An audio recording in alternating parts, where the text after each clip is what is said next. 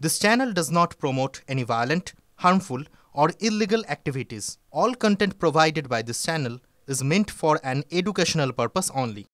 এই মুহূর্তে আরো একটা বড় খবরে নজর রাখতে হবে। পাক চর চক্রে জড়িত সন্দেহে এবার কলকাতায় আটক এক তপসিয়ার এক হোটেলের নিরাপত্তারক্ষীকে আটক করলো ন্যাশনাল ইনভেস্টিগেশন এজেন্সি।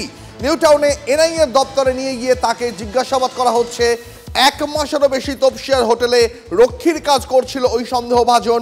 পাকিস্তানের হয়ে চরবৃত্তির অভিযোগে আগেই গ্রেপ্তার করা হয়েছিল সিআরপিএফ এর এএসআই মতিরাম জাটকে। সেই মামলা তদন্তেই এবার কলকাতার 3 জায়গায় তল্লাশি এনআইএর। পাক সার্কাস, আলিপুর, খিদিরপুরে তল্লাশি চালায় এনআইএ। সিআরপিএফ এর এএসআই এর গ্রেপ্তারের পরবর্তী তদন্তে কলকাতাতেও তল্লাশি চলে। শুধু কলকাতা নয়, দেশের 15 জায়গায় তল্লাশি জাতীয় তদন্তকারী সংস্থার। খিদিরপুরের ট্রাভেল এজেন্সি থেকে বেশ কিছু আর্থিক লেনদেন সংক্রান্ত নথি উদ্ধার করা হয়েছে।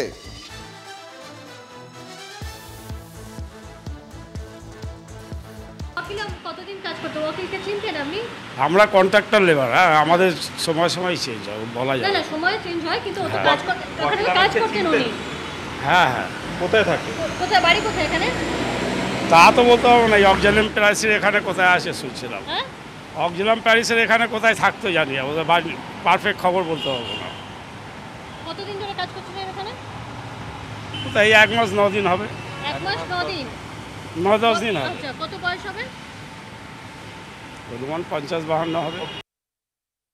মর্নিং আমাদের এখানে এনআইএর টিম এসেছিলেন ওনারা, তো এই ব্যাপার। কাকে নিয়ে গেছেন এখান থেকে? এখানে একজন কাজ করতেন, কর্মী ছিলেন আমাদেরই। উনি সিকিউরিটি, আমাদের যে সিকিউরিটি এজেন্সি মারফত যেটা রয়েছে, এজেন্সি মারফতে উনি এখানে কাজ করতেন। তো উনি আজকে সকালবেলা এসেছিলেন, তো তখনই ওনাকে এখান থেকে ওরা নিয়ে গেছে। বিগত 1 মাসও নয়, এরকমই এরা মানে মাঝখানে এসছেন। উনি একটা সিকিউরিটি ছেড়ে দিতে উনি জবে ঢুকেছেন, এখানে কাজ করছেন। Ashish Ghosh, BMB agency, BMB security, BMB security. উনি আপাতত 20-25 দিন ধরে কাজ করছেন। একজন ছেড়ে দিয়েছিলেন, মাঝখানে উনি আবার ঢুকেছিলেন। তো এই সিকিউরিটি এজেন্সি থেকে ওই নিরাপত্তা রক্ষীকে মোতায়েন করা হয়েছিল সেই সিকিউরিটি এজেন্সির কর্মী আশিস ঘোষ। তিনি এই গ্রেপ্তারি প্রসঙ্গে কি জানিয়েছেন শোনাবো আপনাদের। এখানে গত 23-24-এ আমার আরেকটা ছিল, কলিগ ছিল, বিশ্বজিৎ মিশ্রা বলে। উনি ওটাকে রিক্রুটমেন্ট করেছেন। আমাদের নর্মাল সিকিউরিটিতে তো আমরা নর্মাল আধার কার্ড দেখি, প্যান কার্ড আর আপনার ব্যাংক পাসবুক, যেটা আমরা স্যালারি করি। হ্যাঁ, আধার কার্ড ছিল, তপসিয়ার আশপাশেই থাকতো। তপসিয়া রোডের ওপরে হোটেল সাউথ ইন্টারন্যাশনাল, আর এখানেই আজকে সকালবেলায় এনআইএ এর যারা অফিসার আধিকারিকরা তারা এখানে এসেছিলেন আজকে সকালবেলাতে। এবং এখানে গত 1 মাস 9 দিনের ওপর ধরে এখানে একজন বিএমডব্লিউ এর যে বিএমবি, আপনাদের যেটা বিএমবি সিকিউরিটি এজেন্সি, তার পক্ষ থেকে এখানে এসেছিলেন একজন যিনি সিকিউরিটির কাজ করতে। তাকে আজকে তুলে নিয়ে গেছেন এনআইএ এর আধিকারিকরা পাক চর সন্দেহে। যদিও এখানে যারা হোটেলের কর্মী বা রিসেপশনে রয়েছেন তারা বলছেন খুব বেশি দিন কাজ করছিলেন না তিনি। তার নাম ওয়াকিল আহমেদ, বয়স মধ্যবয়স্ক হবেন তিনি। একজন সিকিউরিটি তিনি ছেড়ে দেবার জন্যই তার বদলি হিসেবে এই যে বিএমবি এজেন্সি তাকে পাঠিয়েছিল।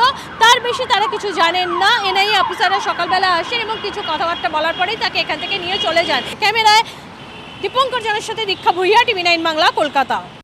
পাক চার খণ্ডে জুড়ে গেল এবার কলকাতার নাম। এই প্রসঙ্গে কুণাল ঘোষ কি বলছেন শোনাবো আপনাদের। এনআইএ যে কাজগুলো সেগুলো করুক না, কিন্তু আমাদের একাধিক অভিজ্ঞতা রয়েছে, একাধিক রেকর্ড রয়েছে যে বিভিন্ন জেলায় আমাদের সাংগঠনিক যারা কর্মী নেতা তাদের পেছনে মিথ্যা মামলা দিয়ে এনআইএ বিজেপির রাজনৈতিক উদ্দেশ্য চরিতার্থ করাচ্ছে। তো এনআইএ যেটা করার কথা, দেশ বিরোধী শক্তি, গুপ্তচর, জঙ্গি, এগুলো ধরতে যাক না। তো কে বারণ করেছিল? পাহলগাঁও তো আটকাতে পারেনি কেন? তখন সীমান্ত থেকে ভেতরে এসে মারলো কি করে? তো তখন এই বিএসএফ, এই এনআইএ, এগুলো সব কোথায় ছিল?